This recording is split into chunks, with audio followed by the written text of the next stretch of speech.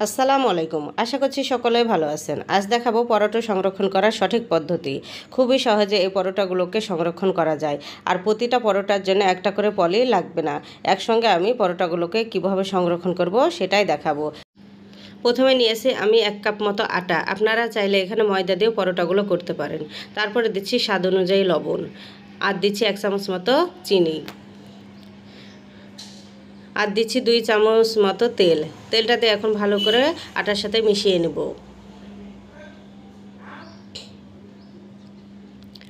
তারপরে এখন আমি অল্প অল্প কুসুম গরম পানি নিয়ে মেখে নেব। আমি এভাবে করে একটা সফট ডো তৈরি করে নেব, না হবে নরম আর না হবে শক্ত। এখন হাতে কিছুটা তেল নিয়ে আটার ডোয়ের ভালো করে মাখিয়ে নিচ্ছি, যাতে কোনো রকমই উপর থেকে না শুকায়।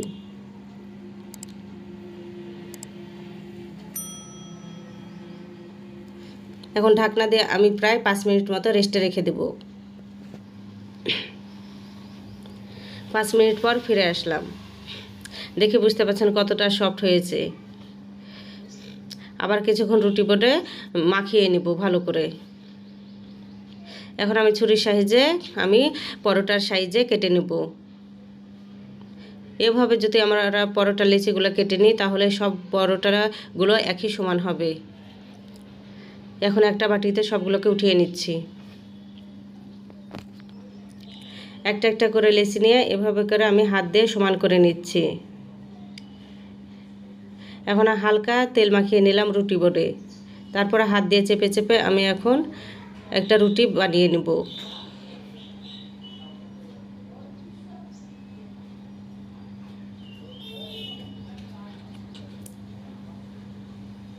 পাতলা করে একটা রুটি বেলে নিলাম।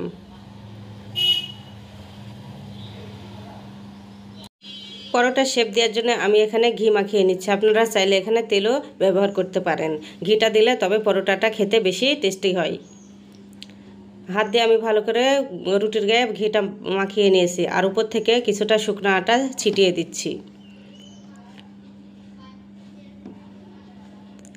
এখন আমি ছুরির সাহায্যে এক সাইড থেকে মাঝ বরাবর কেটে নেব। আপনারা দেখে হয়তো বুঝতে পারছেন।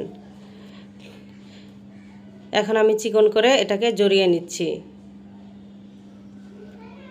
পরোটার শেপ দেওয়ার জন্য আমি চিকন করে এটাকে জড়িয়ে নিলাম। এখন এই মুখটাকে চিপে চিপে লাগিয়ে দেব। তারপর রুটি বোর্ডে রেখে ঘুরিয়ে ঘুরিয়ে আমি লেচি শেপ দিয়ে নিচ্ছি। হয়তো আপনারা দেখে বুঝতে পারছেন।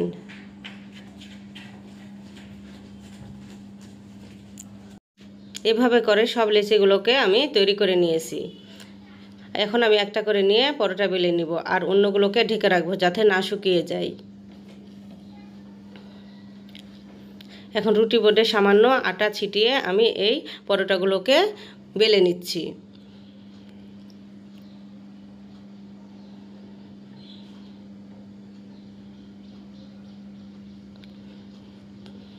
সব পরোটাগুলো এভাবে আমি বেলে নিচ্ছি। দেখে বুঝতে পারছেন কতটা পাতলা করে আমি বেলে নিয়েছি। আপনারা চাইলে এই পরোটাগুলোকে মোটাও রাখতে পারেন। এভাবে করে সব পরোটাগুলো বেলা হয়ে গেছে আমার। এখন এদিকে একটা তাওয়া বসিয়ে দিয়েছি। তাওয়াটা গরম হয়ে গেলে আমি পরোটাগুলোকে হালকা করে সেঁকে নিব। পরোটাগুলোর এক পাশ প্রায় 5 সেকেন্ড মতো সেঁকব।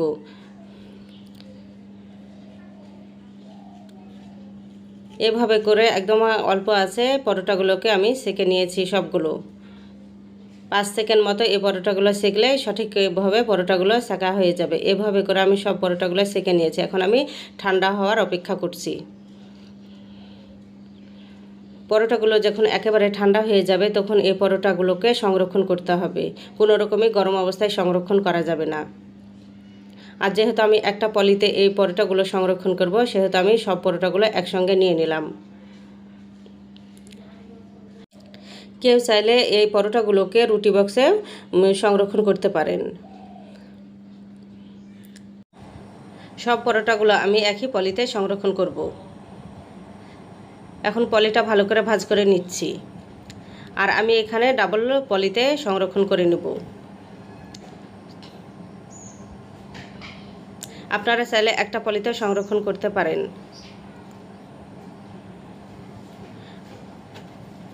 দেখে বুঝতে পারছেন আমি ডাবল পলিতে এই পরোটাগুলোকে সংরক্ষণ করছি।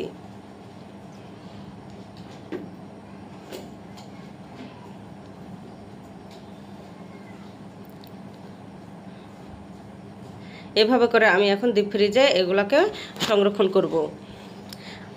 ফিরে আসলাম প্রায় 5 দিন পর। দেখে বুঝতে পারবেন যে পরোটাগুলো কতটা সঠিকভাবে সংরক্ষণ করা হয়েছে, একটুও কিন্তু বরফ জমেনি।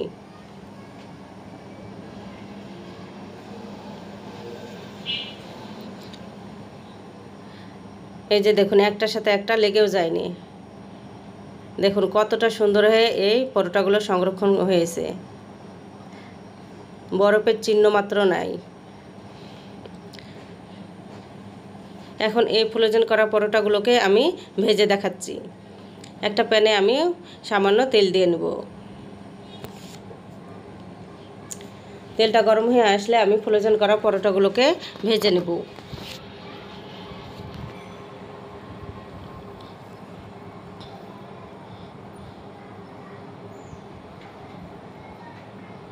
এক পাশ হয়ে আসলে আমি পরোটাটাকে উল্টিয়ে দিচ্ছি। নেড়ে চেড়ে উল্টিয়ে ভালো করে আমি এই পরোটাগুলোকে ভেজে নিচ্ছি। পরোটাগুলো দেখে বুঝতে পারছেন কতটা পারফেক্ট হয়েছে। এভাবে করে আমি সমস্ত পরোটাগুলো ভেজে নিয়েছি। আর পরোটা হবে নরম তুলতুলে। এভাবে করে সঠিকভাবে যদি পরোটাটা সংরক্ষণ করা যায় তবে আমরা প্রায় 1 থেকে 2 মাস সংরক্ষণ করেও খেতে পারবো। এই রেসিপিটার যদি কোনো অংশ ভালো লেগে থাকে তবে প্লিজ একটা লাইক আর সাবস্ক্রাইব করে আমার পাশে থাকতে পারেন নতুন আরেকটা ভিডিও দেখার জন্য। আল্লাহ হাফেজ।